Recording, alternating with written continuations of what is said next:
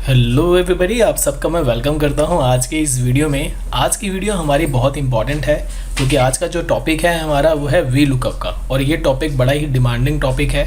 इस टॉपिक के ऊपर मुझे काफ़ी सारे मैसेजेस आए थे, इंस्टाग्राम पे काफ़ी सारे लोगों ने मुझे डीएम किया था कि सर प्लीज़ इसके ऊपर एक वीडियो बनाइए।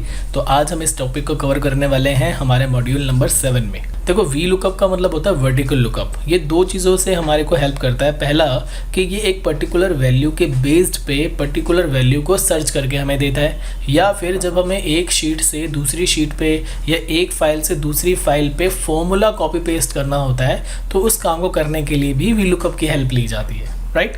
चलिए इसको एग्जाम्पल से समझने की कोशिश करते हैं। मैं आपको वी लुकअप 3 एग्जाम्पल से समझाने की कोशिश करूंगा। ये 3 एग्जाम्पल समझ लेने के बाद आपका वी लुकअप पे कभी भी कोई डाउट नहीं रहेगा, राइट।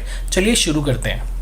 एग्जाम्पल नंबर 1, मुझे यहाँ कहा जाता है कि सर एक ऐसा सिस्टम बना दीजिए जैसे ही हम बच्चे का रोल नंबर लिखें उसकी सामने की ये वाली चीज़ें जो इस शीट पे है ऑटोमेटिकली यहाँ पे वो रिफ्लेक्ट करे। तो इस काम को करने के लिए वी लुकअप की मदद ली जाएगी। किस तरीके से किया जाएगा आइए करके देखते हैं।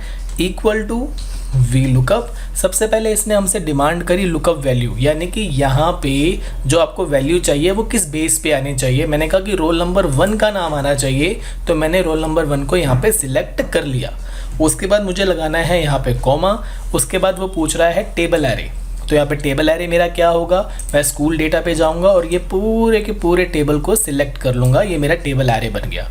उसके बाद मुझे कॉमा प्रेस करना है। फिर ये मेरे से डिमांड कर रहा है कि कॉल इंडेक्स नंबर बताइए। इसका मतलब होता है कॉलम नंबर, यानी कि मुझे यहाँ पे रिजल्ट क्या चाहिए, नेम चाहिए था। जो नेम का जो कॉलम है ये सेकंड कॉलम है। कैसे, मैंने टेबल यहाँ से बनाना शुरू किया था तो ये पहला कॉलम और ये दूसरा कॉलम। अगर मुझे टोटल मार्क्स चाहिए होते तो टोटल वाला कॉलम तो ये है, तो मैं यहाँ से काउंट करूँगा, पहला, दूसरा, तीसरा, चौथा, पाँचवा, छठा, सातवां और आठवां। ये 8वां कॉलम है तो मुझे 8, लेकिन यहाँ जो मेरे को रिक्वायरमेंट है वो नेम की है, तो जो नेम वाला कॉलम है ये मेरा सेकंड कॉलम है। तो कॉल इंडेक्स नंबर में मुझे यहाँ पे क्या लिखना होगा, कॉलम नंबर 2। उसके बाद कॉमा, और लास्ट में हमारे पास 2 ऑप्शन आते हैं, या तो हम 0 लिख सकते हैं या फिर 1 लिख सकते हैं।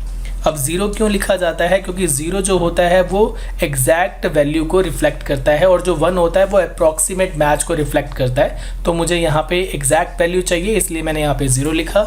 मुझे ब्रैकेट को क्लोज करना है और एंटर दबाना है। आप देखेंगे कि यहाँ पे मेरा रोल नंबर का जो भी नाम होगा वो यहाँ पे आ जाएगा, जो इस टाइम राजेश आ चुका है, राइट। एक बारी और करके देखते हैं। अभी टोटल मार्क्स के लिए हम इसको करके देखते हैं और उसके बाद रोल नंबर को चेंज करके देखेंगे कि क्या चेंजेस हो रहे हैं कि नहीं हो रहे। अभी यहाँ पे हम बात करेंगे इक्वल टू वी लुकअप मैंने लगाया। लुकअप वैल्यू मेरे लिए रोल नंबर 1 है, कॉमा, उसके बाद टेबल एरे, स्कूल डेटा पे गए, पूरा का पूरा टेबल सेलेक्ट कर लिया गया, कॉमा। अगर अब कॉल इंडेक्स नंबर की हम बात करें तो मुझे यहाँ पे टोटल चाहिए, तो यहाँ से हम काउंट करेंगे 1 2 3 4 5 6 7 8। ये 8th कॉलम है तो यहाँ पे 8 लिखा जाएगा, कॉमा, लास्ट में 0 आएगा, ब्रैकेट क्लोज एंड एंटर। तो अब यहाँ पे देख पाएंगे कि हमारे पास टोटल मार्क्स आ चुके हैं। अगर ऐसे ही मैं सबका एक बारी फॉर्मूला अप्लाई कर दूं तो सबकी वैल्यूज़ आ जाएंगी, और जैसे ही हम अपने रोल नंबर को चेंज करेंगे, जैसे कि रोल नंबर 5, तो उसका नाम और उसके टोटल मार्क्स देखो मेरे सामने चेंज हो रहे हैं। जैसे कि रोल नंबर मैं 9 करता हूं तो आप देखेंगे कि नाम भी चेंज हो गया और उसके टोटल मार्क्स भी चेंज हो चुके हैं। आई थिंक आपको पहला एग्जाम्पल समझ में आ गया है। अब हम बात करेंगे एग्जाम्पल नंबर 2। एग्जाम्पल नंबर 2 में मुझे क्या बोला जाता है, वो कहते हैं कि सर हमारे पास एक ये शीट है, मुझे आगे किसी को कुछ इन्फॉर्मेशन शेयर करनी है। उस शीट में मुझे सिर्फ रोल नंबर, नेम और टोटल मार्क्स को शेयर करना है। यहाँ से नेम और रोल नंबर को कॉपी किया, दूसरी शीट पे गए, यहाँ क्लिक किया, पेस्ट किया, तो ये तो पेस्ट हो गया। लेकिन जैसे ही मैंने टोटल मार्क्स को यहाँ से कॉपी किया और दूसरी शीट पे ले गए और यहाँ पे मैंने पेस्ट किया, तो यहाँ पे उसका आंसर नहीं आया। ऐसा क्यों हुआ, क्योंकि माइक्रोसॉफ्ट एक्सेल के अंदर एक शीट से दूसरी शीट पे कभी भी फॉर्मूला कॉपी पेस्ट नहीं हो सकता, सिर्फ वैल्यूज़ कॉपी पेस्ट होती हैं। और अगर हम फॉर्मूला कॉपी पेस्ट करना चाहेंगे तो वो वी लुकअप की मदद से होगा। चलिए वी लुकअप से करने की कोशिश करेंगे। यहाँ पे मैंने लगाया इक्वल टू वी लुकअप। अब यहाँ पे वो लुकअप वैल्यू मुझसे पूछ रहा है, तो यहाँ पे देखो मुझे पूरा कॉलम उठा के लेकर आना है, तो मुझे यहाँ पे कोई लुकअप वैल्यू को सिलेक्ट करने की ज़रूरत नहीं है। तो मैं स्कूल डेटा पे जाऊँगा और यहाँ पे टोटल को सिलेक्ट कर लूँगा, क्योंकि इसी के अकॉर्डिंग मुझे पूरा कॉलम वहाँ पे चाहिए।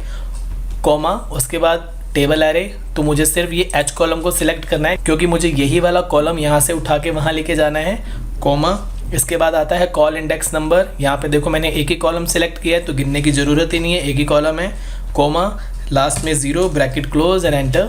उसके बाद देखो यहाँ पे टोटल आ चुका है। अब बस मुझे इसको नीचे ड्रैग कर लेना है, तो आप देखेंगे कि सबके आंसर्स आ चुके हैं। एक बार क्रॉस चेक करेंगे। राजेश के जो टोटल मार्क्स है वो 223 है और दिनेश के हैं 343। अभी यहाँ पे जाके हम चेक करते हैं 223 एंड 343 बिल्कुल एग्जैक्ट वैल्यूज़ आ चुके हैं, यानी कि हमारा ये वाला तरीका बिल्कुल ठीक था। आई थिंक अगर आपको एग्जाम्पल नंबर 2 भी समझ में आ चुका है, यानी कि एक शीट से अपने डेटा को अगर वो फॉर्मूला लगा हुआ है तो उसको उठा के दूसरी शीट पे या दूसरी फाइल पे कैसे लेके जाना होगा। अब हम बात करेंगे एग्जाम्पल नंबर 3 की। एग्जाम्पल नंबर 3 में हम क्या करने वाले हैं, अगेन मैंने इन दोनों कॉलम्स को कॉपी किया और शीट नंबर 3 पे मैं ले गया और यहाँ पे मैंने पेस्ट करा। लेकिन यहाँ पे छोटा सा क्या होगा कि मैंने कुछ वैल्यूज़ को यहाँ से डिलीट कर दिया। ठीक, अब मैंने इस वाली रो को भी यहाँ से हटा दिया, कंट्रोल माइनस, जिससे क्या होगा कि पूरी की पूरी रो डिलीट हो जाएगी।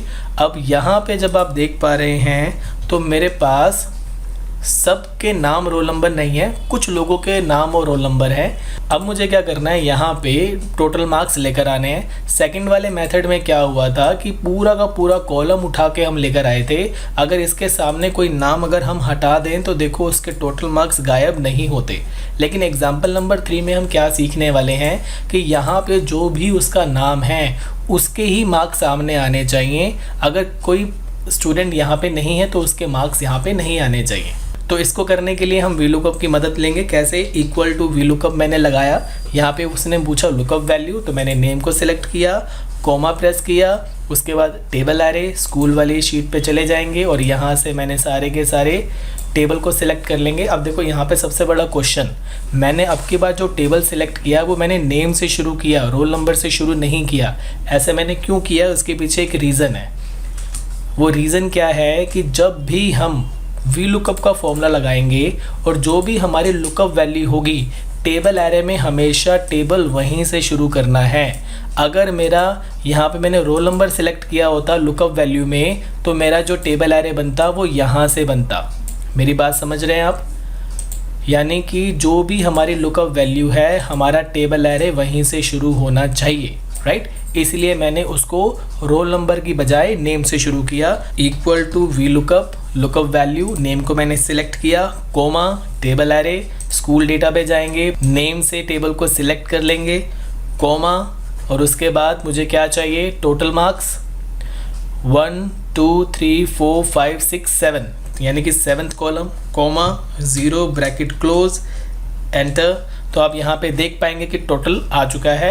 अब मैं अगर इसको नीचे की तरफ ड्रैग कर लूँगा तो आप देख पाएंगे सिर्फ जिनके नाम हैं उन्हीं के टोटल मार्क्स सामने आए हैं, जिनके नाम यहाँ पे प्रेजेंट नहीं थे उनके टोटल मार्क्स यहाँ पे नहीं आए हैं, राइट। क्रॉस चेक करते हैं, जैसे कि हिमेश 424 स्कूल डेटा में जाएंगे, ये रहा हिमेश 424। उसके बाद अगर हम बात करें यहाँ पे रोल नंबर 1 2 3 4 नहीं है, ताकि अब चेक करेंगे क्या 4 के मार्क्स तो नहीं आ गए हैं। यहाँ पे हम चेक करते हैं कि 4 के मार्क्स, विजेश नाम है उसका और उसके टोटल मार्क्स है 274। अगर हम चेक करें तो यहाँ पे 274 डेटा नहीं है, यानी कि ये जो वैल्यूज़ निकली हैं ये इसी के अकॉर्डिंग आई हैं। अब आपको VLOOKUP की काफ़ी अच्छी नॉलेज हो गई है। ये तीनों एग्जाम्पल को एक बारी और रिपीट करके देखिए तो आपको पूरी और क्लैरिटी आ जाएगी। आई होप कि आपको VLOOKUP का पूरा कॉन्सेप्ट क्लियर हो चुका है। तो इस वीडियो को यहीं फिनिश करते हैं। अब हम बात करेंगे नेक्स्ट वीडियो में एक नए टॉपिक के ऊपर। Till the time keep learning and keep practicing. Bye, take care.